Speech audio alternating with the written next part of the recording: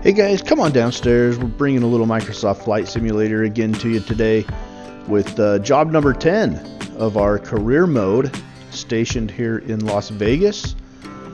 And today we're going to be heading into the backcountry. Let's do a quick recap though of job number 9. We flew to Baghdad, Arizona, made $7,200. Came away with an ending balance of $106,560. Our fleet at this point, early on in this career mode, consists of one plane, our trusty little Cessna 152. And that's all we've got so far. So we enter job number 10. We're going to be heading west into the southern portion of the Sierra Nevada mountains. It is Christmas Eve, December 24th of 2022. We're getting a really bright and early start at 6:08 a.m. And our job today is transport an avid outdoorsman and his gear to Kennedy Meadows to spend the holiday searching for a trout stream trophy. So we're getting this guy into the backcountry in the southern Sierra Nevadas, out west of Death Valley. And we're taking off here early in the morning from North Las Vegas. Alright, our pilot, myself, 226, working on losing some of those pounds, eventually, someday maybe. And our outdoorsman, 230 pounds, that includes all of his gear. So we're well under our takeoff weight. Let's add some fuel here.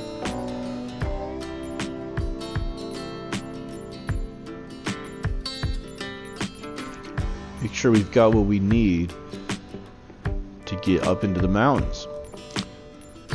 75% fuel up to 80%. Maybe we just go all the way. I don't know. Or we're gonna take it right up to our takeoff weight, I guess. All right.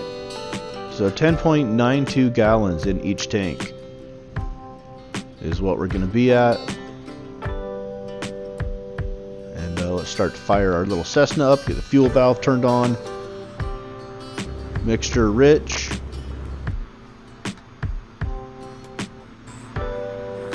Throttle, prime it a couple of times.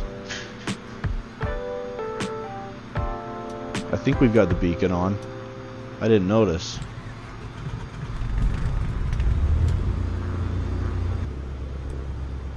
No, yeah, we did. We had the beacon on. Alright. Taxi lights on, strobe, nav lights on. It's early and a bit chilly. Turn the heat on. And it sounds like we got another plane somewhere in the vicinity. Not just our own. Alright. 160.6 miles to our destination is our planned mileage.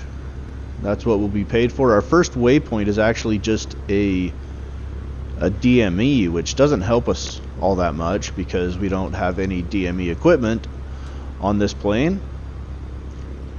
But we're going to leave it because I know the general vicinity of where it's at, just south of the western mountains that border the west edge of the Las Vegas Valley. We'll just kind of get there and see if we can pick up the next VOR. 1400 Zulu. Wind 29er at 6. Visibility 10. Sky condition clear. Temperature 9er. Dew point 10. Altimeter tree 0.25. Visual runway tree 0 right and visual runway tree 0 left in use. Landing and departing runway tree 0 right and runway tree 0 left. DFR aircraft say direction of flight. All aircraft read back hold short instructions. Advise controller on initial contact you have Oscar. Okay, so it looks like we're going to be taking off runway 30 left. Ready to taxi departure to the west with Papa. Cessna Bravo Golf Tree taxi to and hold short of runway tree 0 left using taxiway Charlie Bravo Kilo. Contact tower on 119.15 when ready. Taxi to and hold short runway tree 0 left using taxiway Charlie Bravo Kilo Cessna Bravo Golf Tree. Again, I know the ATC in Flight Simulator is not optimal. It's not the best thing in the world. It's basically been the same since Flight Simulator 2000, if I recall correctly. But it's I mean, it works most of the time. Sometimes it doesn't. Sometimes we have to abandon it, which is fine. But I don't mind using it for the most part. I'm kind of used to it. Been using it for years and years, so whatever. It's not VATSIM. We all know that, but it's not super realistic to fly without ATC whatsoever. So we make the most of it. Do the best we can with it. Now we got some. We're dodging some more aircraft work vehicles. We got some vans blocking our way. I guess we could go out around them if we wanted to. They're not in any hurry to move, so maybe we'll, maybe we'll just take off right here, middle of the runway. We don't need all that much runway. This is 30 left at this point. I think we're far enough down. I don't know. Just being a little bit impatient. Trying to decide what to do. Yeah, we're just gonna take off here.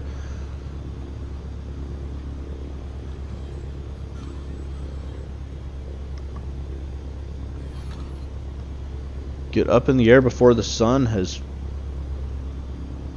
fully risen above the mountains out there in the North Las east. Vegas Tower Cessna Bravo Golf Tree, ready for west departure at runway tree 0 left. Cessna Bravo Golf Tree altimeter tree 0.27 wind 289er at 4. West departure approved. Cleared for takeoff runway tree 0 left.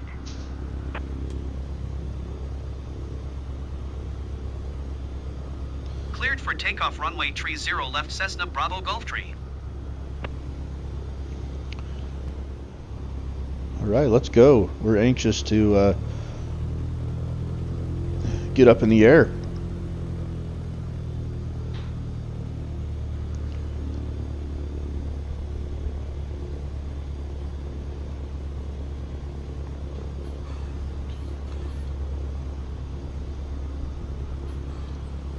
Sometimes I show you guys the run up and the magneto checks and all that, and sometimes I don't. It just depends on how long of a flight we have ahead of us, and I've got to keep it within an hour. Keep the entire video within an hour. So it looks like we cut out the run up and magneto checks for this one, but let's go ahead and get up in the air. Depart to the west. Get across the Nevada and California desert. Hit the Sierra Nevadas.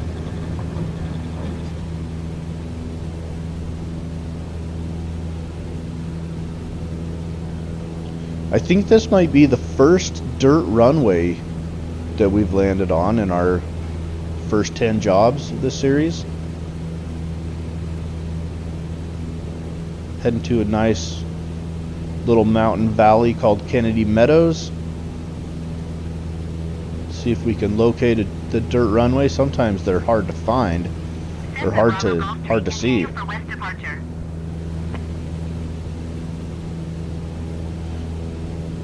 North Las Vegas Tower Cessna Bravo Golf Tree, continue for west departure. Okay, we're gonna start heading west. We're gonna head in the general direction of that DME. We don't have any distance measuring equipment on this plane, so I essentially just basically kind of know where it is, down south of those mountains.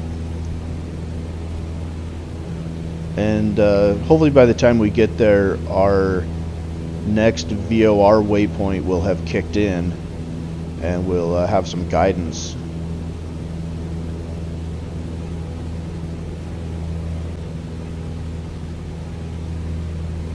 Nice look at the morning lights of the Strip in Vegas. As we climb to our cruising altitude, I can't remember exactly what it was, but my guess it's probably somewhere around 10,000 feet. As we get up above 3,000 feet here, we're well above it now. Just the mixture some.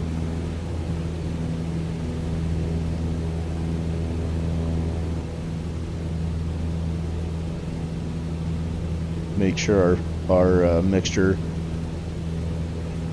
set right for the amount of oxygen that we're Las Vegas approach Cessna Bravo Gulfstream is type Cessna gonna have at this altitude. 5 miles southwest of North Las Vegas, 5,000 feet. Request clearance to transition Bravo airspace. I love this. We've been in the Bravo airspace for a while, but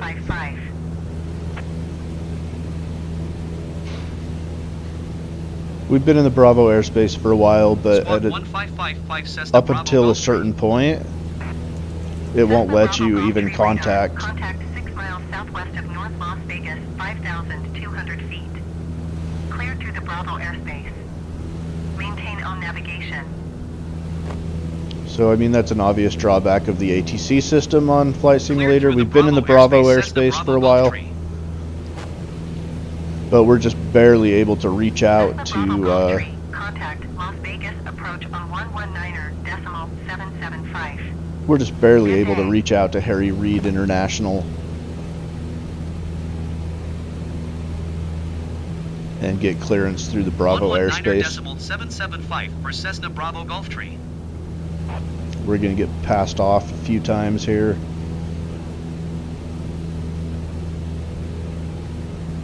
As we get out of the Las Vegas Valley. Southwest Niner 84 has a generic in sight. Yeah, we're starting to see the sun. Again, nice, clear, beautiful day to fly.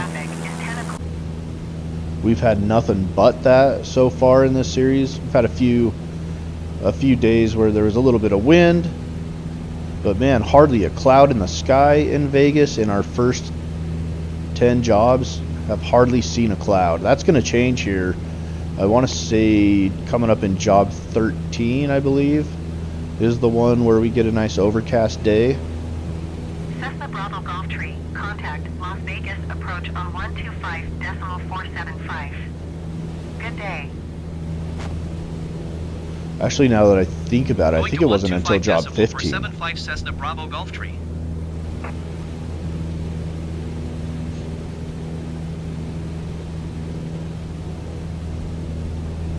Las Vegas approach Cessna Bravo Gulfstream 7,900 feet. Cessna Bravo Gulfstream, Las Vegas, approach altimeter 30.27, continue to Golf Oscar Golf as planned. So we're getting passed around between the Vegas approach. As soon as we get to where we can contact Los Angeles Center, I think we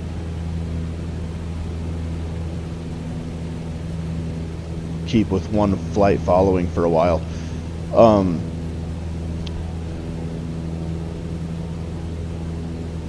Yeah, I think it's job 15 where we finally get an overcast day. So like the first 14 jobs here in Las Vegas, the weather was just absolutely phenomenal. Beautiful for flying. And job 15, we headed into Utah and getting our plane fired up and our flight set up. I noticed that out in that direction it looked pretty overcast, and sure enough it was.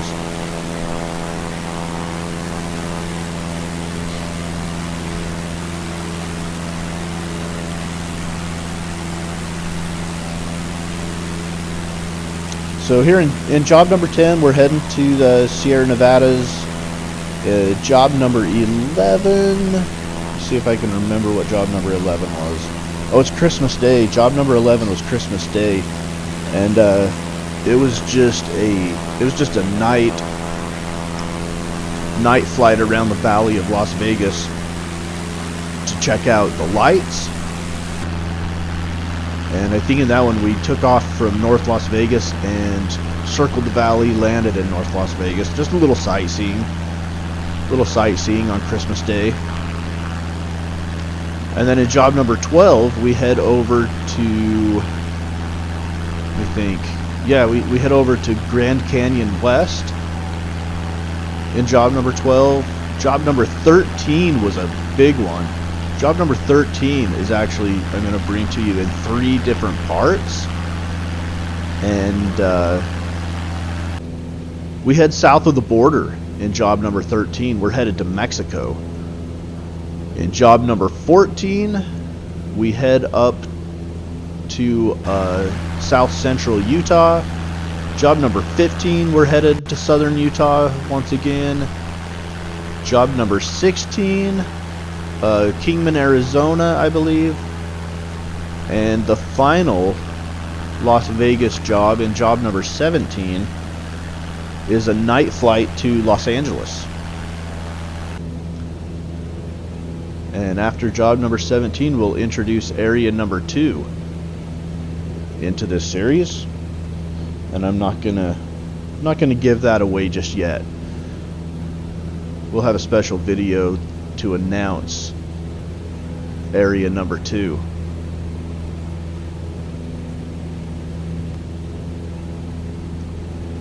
Skip ahead in our flight a little bit.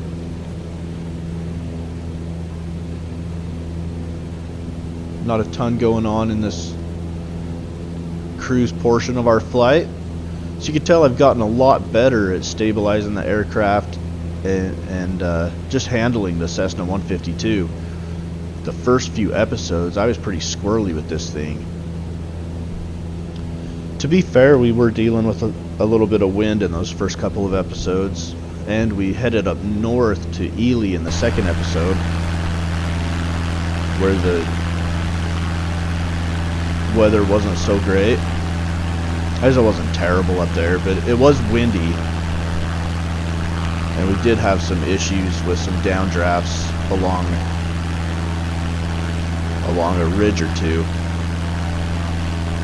But yeah, early on I had a hard time maintaining a heading, had a hard time staying on the radial that we had selected for the VOR. But by job number 10 here, I had gotten a lot better at handling this thing, keeping a nice cruising altitude, not going up and down too, just a lot better at handling it.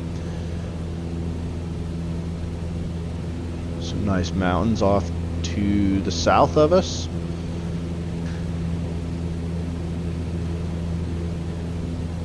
Really nice flying in the desert.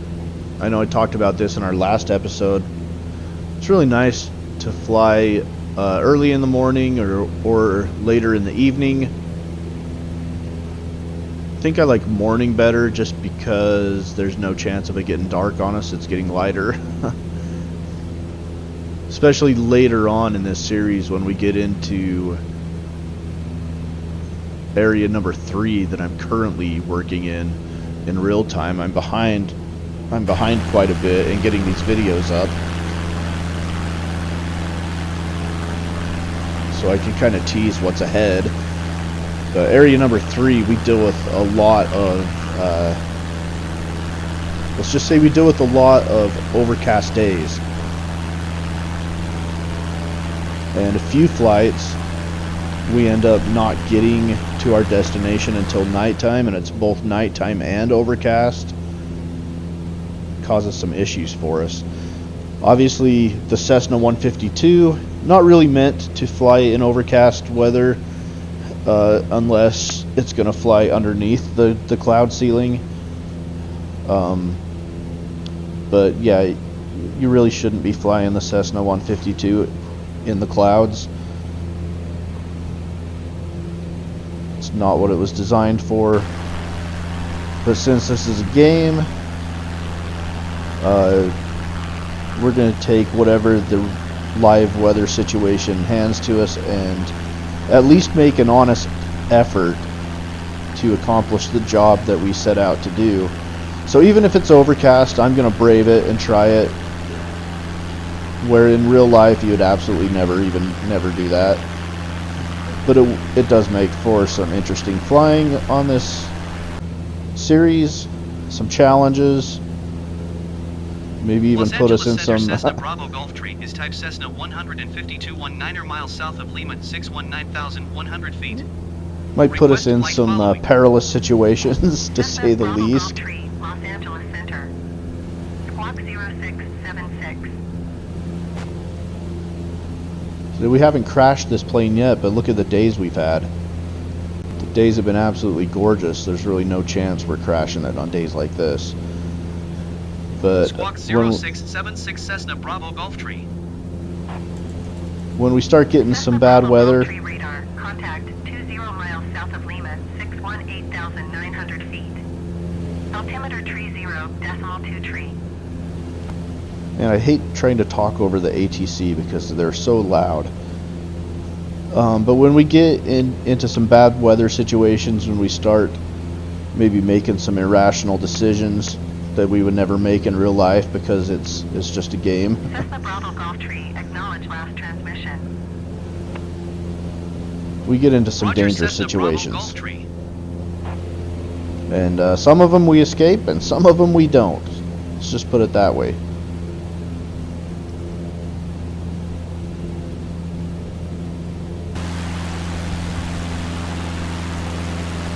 So I think by now we've definitely entered California. Allegiant Tree Tree, contact Los Angeles Center on 124.625. So we're in the eastern deserts of California. Maybe we might be heading more in a northwest direction, which means we still may be in Nevada. Obviously, I don't have GPS on this plane. And for the most part, I don't really use the UI, like the VFR map. I'll use it sometimes to show you guys, just to show you guys airport information of the airport that we're landing at, just basically for your knowledge. Just to have some information on the airport that we're landing at.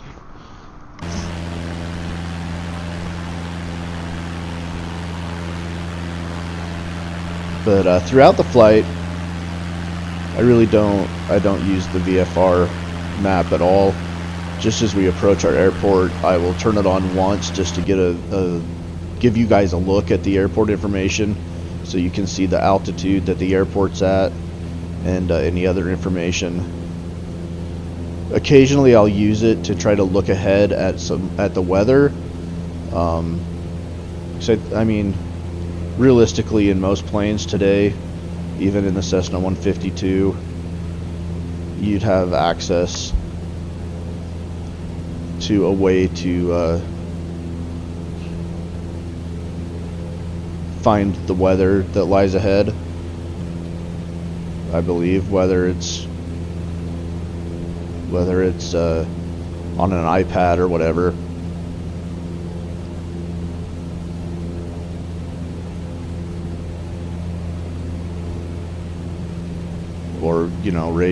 Or the ability to actually talk to somebody through your headset that's a real person and not computer AI.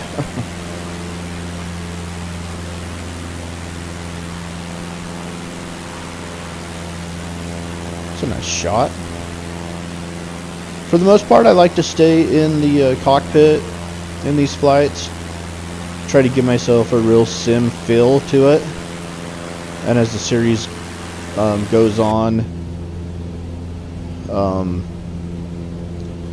actually, to be more specific, when we get into towards the end of our work area number 3, it was actually just last night, working in area number 3, I decided to disable the caption, like the words of the air traffic control, bring in a little bit more realism, take those words off the screen. We have to listen to what the ATC actually says to us, not read the captions on the screen.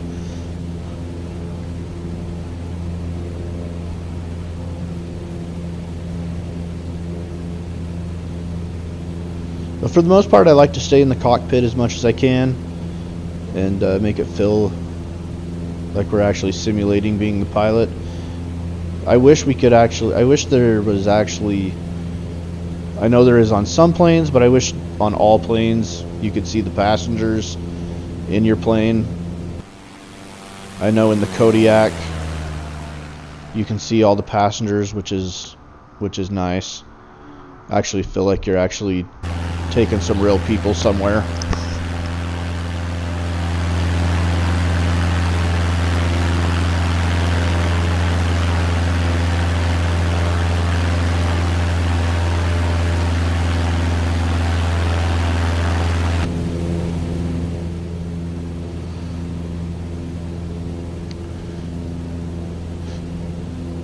Okay, so I think we've reached our last VOR, and we're going to start navigating away from it now. As you can see, we're up ahead of us. We're starting to see some of the Sierra Nevada mountains, some of the southernmost range, which is where we're headed.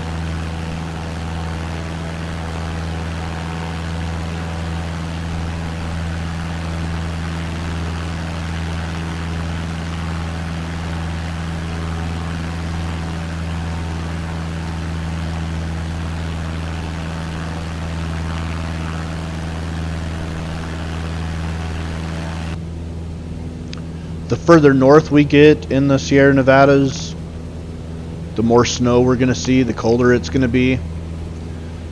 So we're getting this guy down to the southern area. It's still going to probably be cold up at altitude or up at elevation.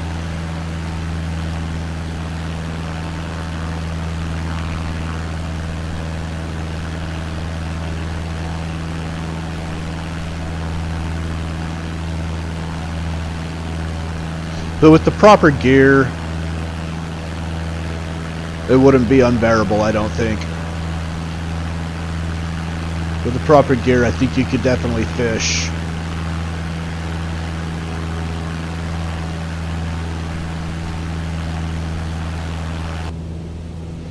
Down around this southern edge of the Sierra Nevadas.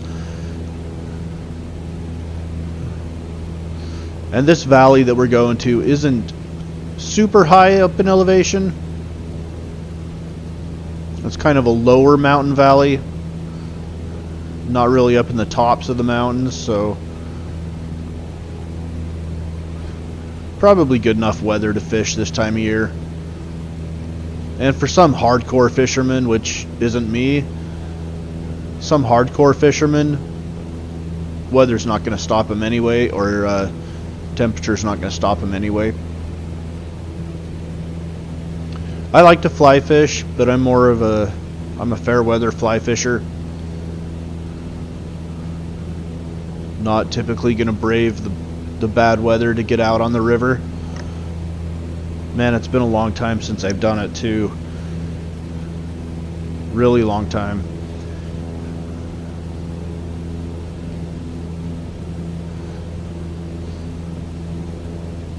Used to fish, I don't know, 4 or 5 times a summer with my dad, just on the little mountain stream where I grew up.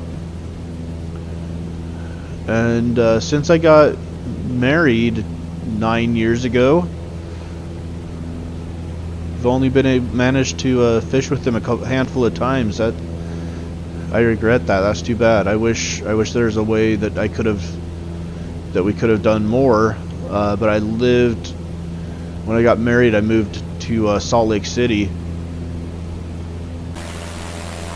And I still made it back up.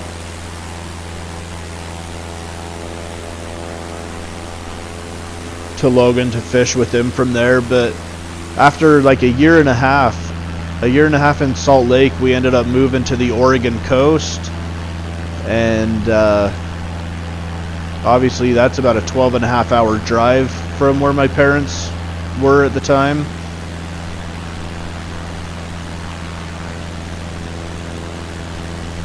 And that was, what, 5 years ago, 6 years ago that we moved to Oregon. So, and I have not, it's probably been 6 years since I have been fly fishing.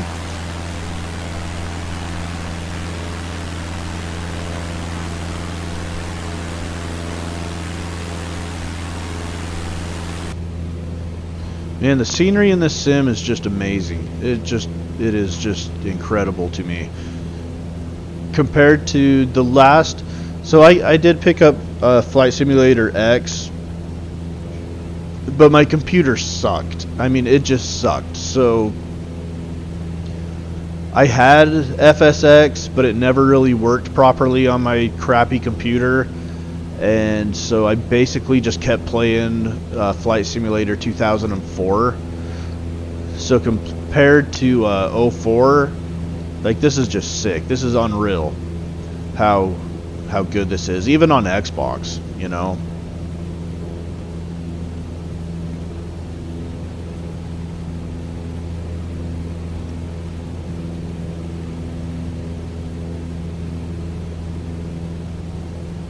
It's just really cool to me that you can fly to places and they actually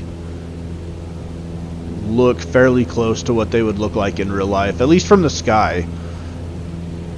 I know as you get closer to the ground, the detail's not as great, but I wouldn't expect it to be. It's not Google Earth. It's a flight simulator. Okay, guys, we have reached the Sierra Nevadas.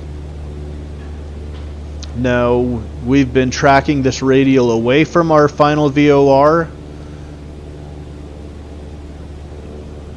So we don't have anything to really help, like, really hone in on the location of this airport. We just have to try to stay on that radial away from the VOR, which should get us to the airport. We don't have any distance measuring equipment, so it's just somewhere along this radial out in this direction. So it might be a little bit challenging to find. Some dirt runways are really hard to see, others are not so bad. Same with grass runways. I can't remember if this is a grass or a dirt runway. I want to say it's dirt.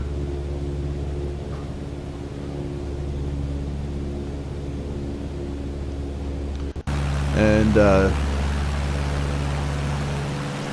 we're not far from it here.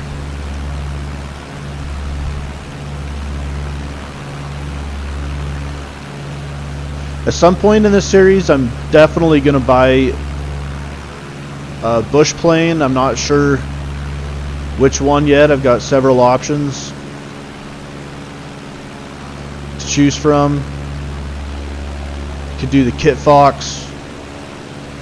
We've got Cub Crafters, a couple of versions of the Cub. We've got the Zlin Shock Ultra, which is an option.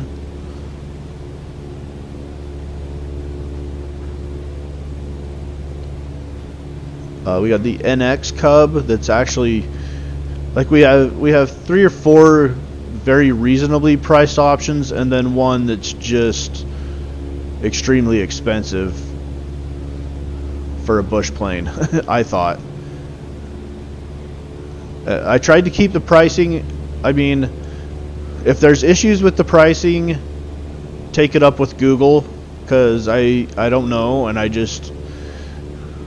Googled and tried to find, like, actual examples of the airplane that were for sale and go with those prices.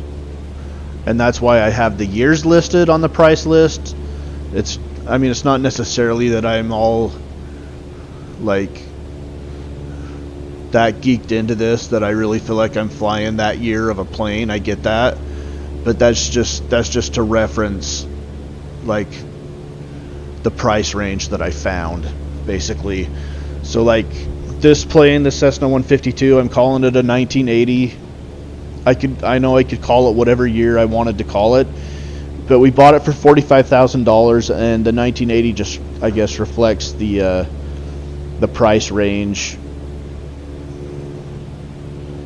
that I chose to go with, I guess. We'll just leave it at that. Okay, we're up into the foothills here.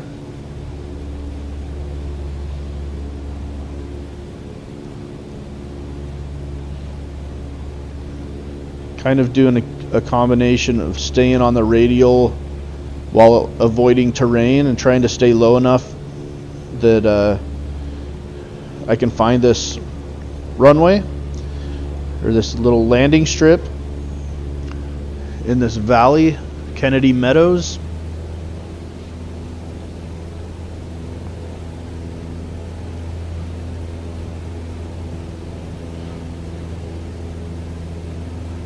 Again, the Cessna 152, we're always hand flying it. There's no autopilot on this thing. Some of these flights were pretty long to hand fly the plane, like 4 hours, 4-hour flight.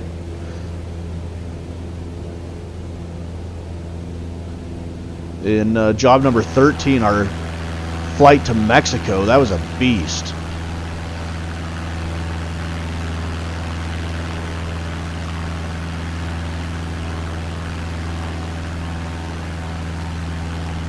This looks like a promising little valley right here.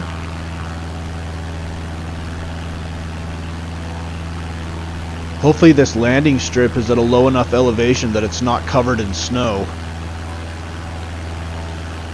That is something I definitely didn't check before I started the flight. Maybe I should have. It looks like we got some elevations up ahead of us. Have some of the white stuff. But I'm pretty sure we chose an airport, a landing strip that's low enough that we're out of the snow. And I haven't seen any sign of it yet. Let's look down here to our left. There's a nice little river. That could be the river that we're trying to get this guy to fly fish. Man, why can't I remember what the river was called? I knew at one point what river it was, and now I can't remember because it was so long ago that I actually did this flight. But man, that looks like a nice little fly fishable river, no question about that. Alright, scanning the valley. Signs of a dirt runway. Back behind us, maybe. That looks like it could be a runway back there.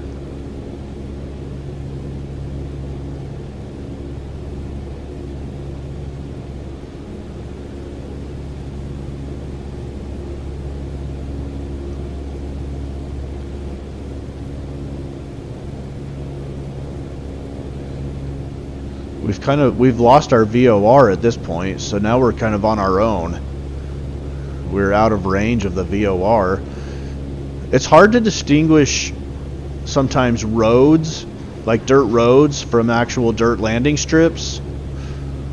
Because like some of those roads, not all of them, but some of them look like they could be landing strips in some places. Most of those are obviously roads down there off to our left, though. As soon as we locate this landing strip, we'll kind of make a plan of attack of how to get down to it. Is that it off to the left? That's got to be it, doesn't it?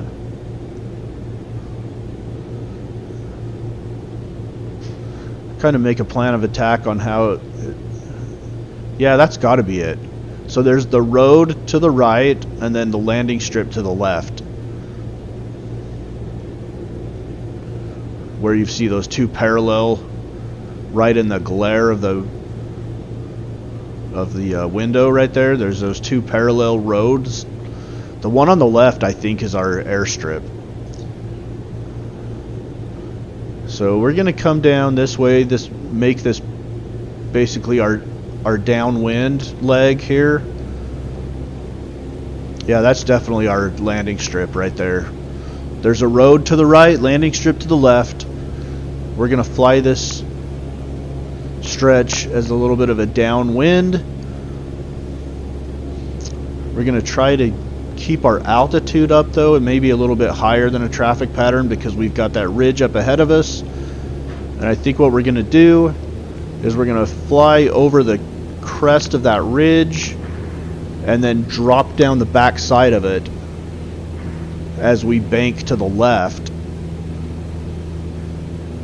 Because the valley has this high terrain around it. We are a little bit high, so we're going to want to drop down pretty quickly. But we're actually gaining some altitude here. Make sure we can clear that ridge. Maybe the safest thing would have been to begin our base turn before the ridge. But because of the altitude we're at, I wanted a little bit more room to, like a little bit more distance between me and the start of the airstrip to be able to drop some altitude so we don't end up coming in too high.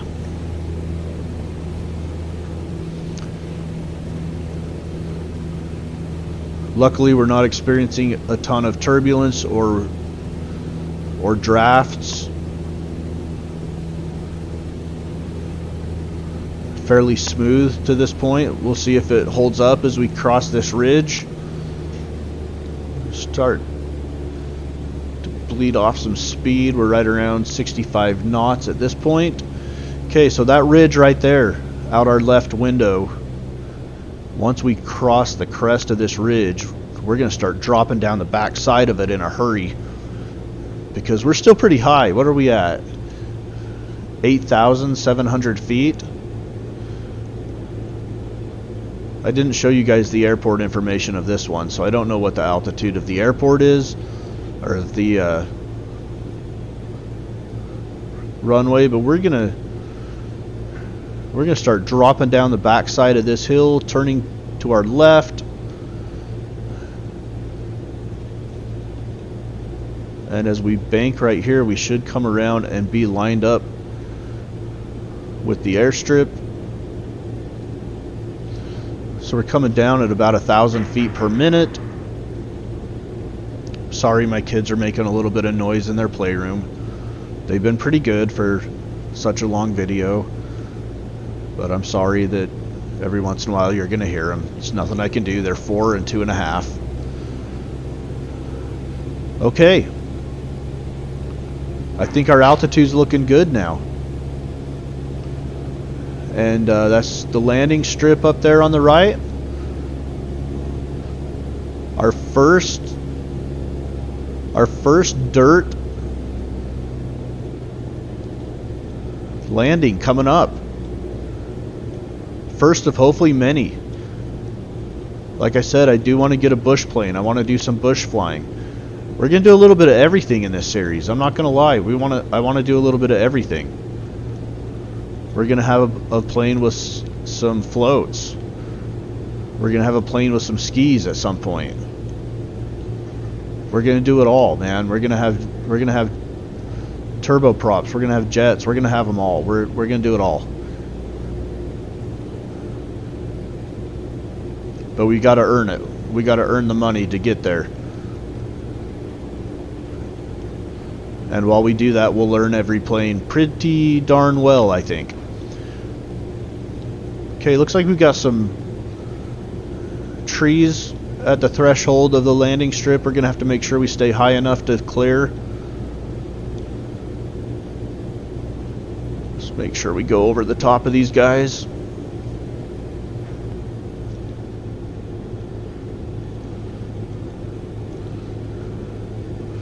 We're just under 60 knots. Start to flare a little bit. It'll bleed off some speed down to about 50.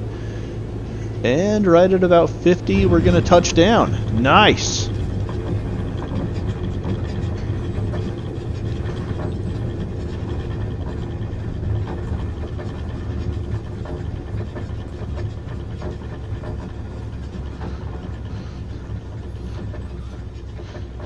So, this was pretty much a grass runway, I think. All right, guys, we are up. This is our first bush landing.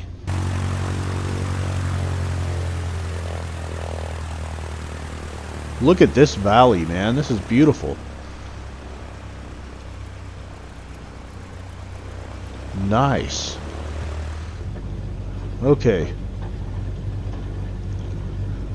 It looks like off to the right here there's like a little parking pad type area. At least that's what it looks like.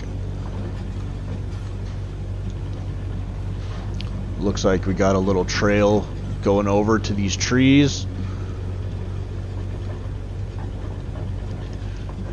And that'll get us a little closer to the road over there. You can see the road beyond the tree, these first couple of trees here.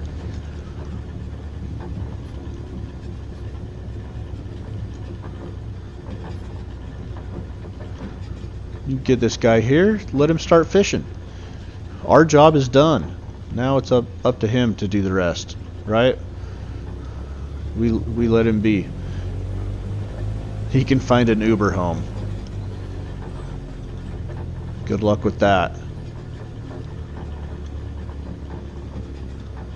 Alright, now I don't know. I'm basically feel like I'm just off-roading here in our Cessna 152. Oh no, this looks like a nice little parking spot up. Nice flat, clear area.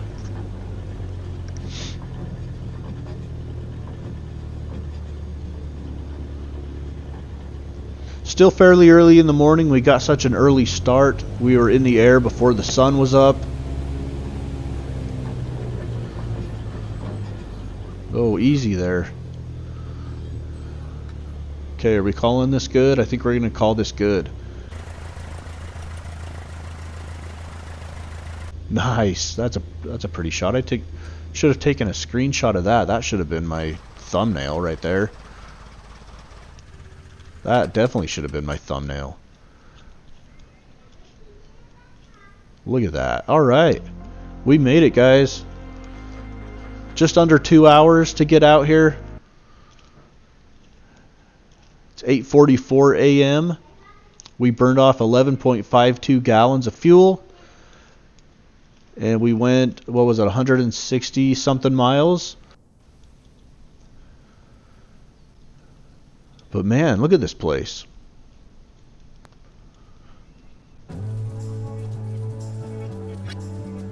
Gorgeous, man. Beautiful. Beautiful area. It's so cool that we just crossed all this desert. Like, our entire flight basically was just desert. And then we hit this. It's like some cabins up here. Maintenance shed, maybe? I don't know. Kennedy Meadows, California. In the southern Sierra Nevada mountains. Let's see how we did on this job. See where we're at. Okay. We started with $106,560, 161 nautical miles, earned just over 8,000. Our fuel cost was $276. We didn't bounce or have any mishaps otherwise, so that's our only cost. Our ending balance for December 24th, 2022 is $114,333.60. Up next, it'll be Christmas Day tomorrow. And we're going to stick around the Las Vegas Valley and just check out the lights in job number 11. It's Mom's Basement, Microsoft Flight Simulator, career mode.